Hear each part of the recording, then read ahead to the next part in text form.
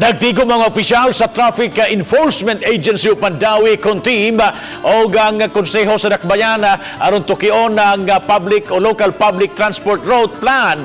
Tipik sa plano, mauunya ang paghulit sa mga tradisyonal nga mga tricycle o mga bagong disenyo alang sa Hamugaway sa mga pasahero. Si Chelo Valiana sa report.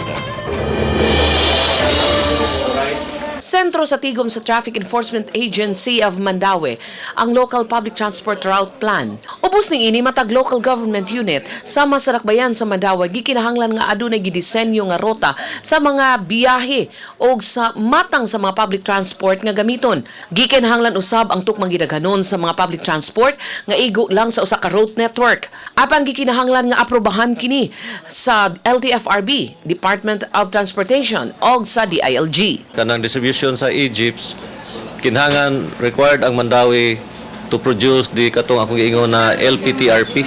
Samtang lakip ni ini ang paggamit sa mga tricycle nga gitawag nila og bao-bao.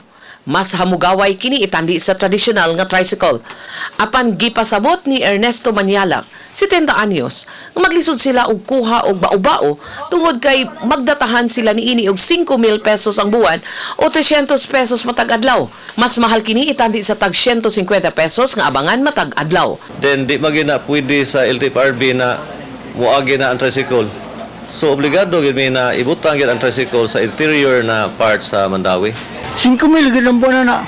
5,000 ang buwan? Oo. Nga pila ka tuig na natutatangan? Tulo. Tulo? 5,000 mahal na, no? Kaya kini, imuhan na gini. Oo, ako na ni gitatahaman ako ni kon. 150 kadlaw. Uban ni Marlon Malgazo, Chelo Valiana, Balitang Bisdak.